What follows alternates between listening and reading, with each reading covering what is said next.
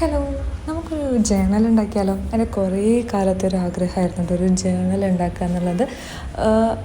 ഞാൻ വിചാരിച്ചെന്താ വെച്ചാൽ ഭയങ്കര ടാസ്ക് ആയിരിക്കും, ഭയങ്കര ബുദ്ധിമുട്ടുള്ള പരിപാടിയാണ് എന്നൊക്കെയാണ് ഞാൻ വിചാരിച്ചിരുന്നത്. അതുകൊണ്ടാണ് ഞാൻ ഇത്രയും കാലം ഉണ്ടാക്കാതിരുന്നത്. പക്ഷേ എനിക്കിപ്പോൾ തോന്നുന്നു ഇതായിരിക്കാം ചിലപ്പോൾ റൈറ്റ് ആയിട്ടുള്ള ടൈം. പിന്നെ എൻ്റെ അടുത്ത് കുറച്ച് പ്രിൻ്റ് ഔട്ട് കിട്ടി. ഈ ജേണലിൽ ഒട്ടിക്കാൻ പറ്റിയ കുറച്ച് വിൻറ്റേജ് ക്ലാസിക്കൊക്കെ ആയിട്ടുള്ള കുറച്ച് പേപ്പറുകളൊക്കെ കയ്യിൽ വന്നപ്പോൾ എന്നാൽ പിന്നെ എന്തായാലും ഉണ്ടാക്കാമെന്നങ്ങ് വിചാരിച്ചു. അങ്ങനെ ഞാൻ ആദ്യമായിട്ട് ഒരു ജേണൽ ഉണ്ടാക്കി. എൻ്റെ ലൈഫിലായിട്ട് ഫസ്റ്റ് ഞാൻ ജേണൽ ഉണ്ടാക്കുകയാണ്. ഭയങ്കര സാറ്റിസ്ഫൈങ് ആയിരുന്നു കേട്ടോ ഈ പരിപാടി എന്ന് പറയുന്നത്. ഒരു പരിപാടിയില്ല, കുറേ പേപ്പർ കട്ടിങ്സ് എടുക്കുക, ചറപ്പറ വാരിയും ഒട്ടിക്കുക. വളരെ എളുപ്പമാണ്.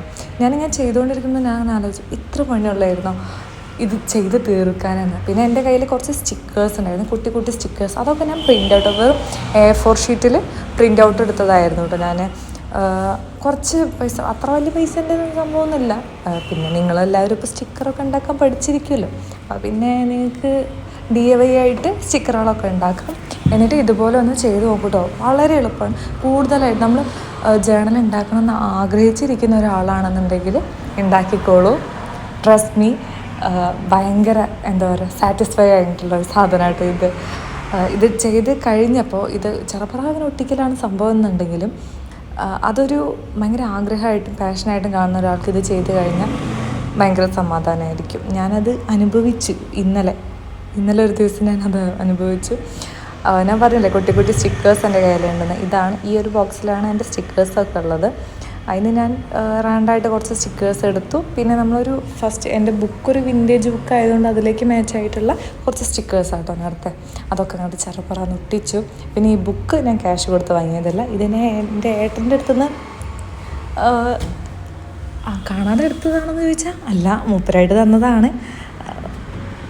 പക്ഷേ എനിക്കിഷ്ടപ്പെട്ടു. പക്ഷേ ആ പുസ്തകനായ എന്തിനാ എനിക്ക് അറിഞ്ഞൂടാ, ഞാനത് യൂസ് ചെയ്യാതെ എടുത്തു വെച്ചു. ഫൈനലി ഞാൻ അതൊരു ജേണലാക്കാൻ തീരുമാനിച്ചു.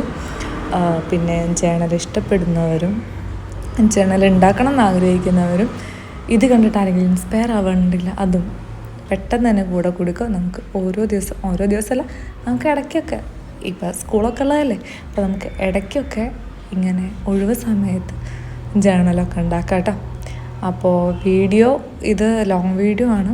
അപ്പോൾ ലോങ് വീഡിയോയിൽ ഞാൻ ഡീറ്റെയിൽസ് ആയിട്ട് എല്ലാം ചെയ്യുന്നത് നിങ്ങൾ കാണുന്നുണ്ടെന്ന് ഞാൻ വിശ്വസിക്കുന്നു. എന്താ പറയുക, വേറെ പരിപാടിയൊന്നുമില്ല, അങ്ങ് ചെറുപുറക ഒട്ടിക്കുക. ഞാൻ പറഞ്ഞല്ലോ, ഭയങ്കര സാറ്റിസ്ഫൈങ് ആണ്, ഭയങ്കര സിമ്പിളാണ്. ഇങ്ങനെ കുറച്ച് കളറായിട്ട് ഈ സംഭവം ഉണ്ടല്ലോ, ഇത് എങ്ങനെ വെക്കണം എന്ന് ഞാൻ കുറച്ചൊന്ന് കൺഫ്യൂഷനായി പോയിട്ടോ. തല തിരിച്ചോ, ഇതെങ്ങനെ എനിക്ക് മനസ്സിലായില്ല. ലാസ്റ്റ് ഞാൻ അങ്ങനെ കണ്ട് ഒട്ടിച്ചു സംഭവം. ഞാൻ പിന്നെ ഒരു ജേണലിലൊക്കെ പല ആളുകളും ഒരുപാട് സാധനങ്ങൾ എഴുതുന്നത് ഞാൻ കണ്ടിട്ടുണ്ട്. പക്ഷേ എനിക്കതൊന്നും അറിയില്ല. പിന്നെ സ്റ്റേ ഹാപ്പി എന്ന് എഴുതി. Thank you.